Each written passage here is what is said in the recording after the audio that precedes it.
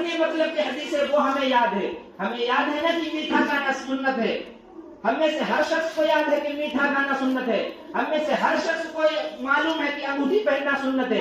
یہ سنتیں تمہیں یاد ہے. اور وہ جو سنت رسول اکرم صلی اللہ علیہ وسلم نے پوری کی ہیں, وہ فرائض جو اللہ کے رسول صلی اللہ علیہ وسلم نے مصلی پر کھڑے ہو کر پوری رات عبادت کی, وہ تمہیں یاد نہیں ہے.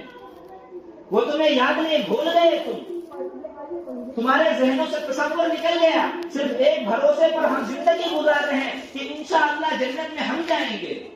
صرف اسی بھروسے میں ہم بیٹھے ہوئے ہیں. جس سے کہو کہ نماز پڑھو, اعمال کرو, اللہ کو راضی کرو, وہ کہتے ارے انشاءاللہ ہم جنت میں جائیں گے. صرف ایک بھروسے میں انشاءاللہ ہم جنت میں جائیں گے. صرف انشاءاللہ کہنے سے صحابہ کرام رضی اللہ اجمعین کو نہیں معلوم تھا, وہ بھی کہتے تھے انشاءاللہ ہم جنت میں جائیں گے.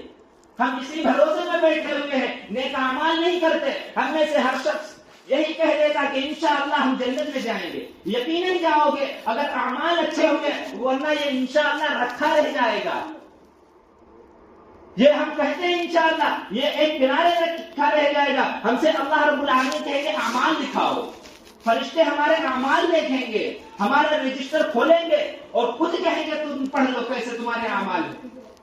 اگر اعمال اچھے ہوئے تب جنت میں جاؤ گے, جہنم کی گرمی سے بچ سکو گے, جہنم کی آگ سے بچ سکو گے. ورنہ تم کہتے رہو انشاءاللہ ہم جنت میں جائیں گے. ہم میں سے ہر شخص کہتا رہے انشاءاللہ ہم جنت میں جائیں گے, جنت میں نہیں جائیں گے اگر اعمال اچھے نہیں ہوں گے. صحابہ کرام رضی اللہ اجمعین کو کیا نہیں معلوم تھا, وہ بھی کہہ دیتے کہ انشاءاللہ ہم جنت میں جائیں گے, چلے جائیں گے, اعمال چھوڑ دیتے. لیکن وہ کیا کہہ رہے ہیں, ایک طرف رسول اکرم صلی اللہ علیہ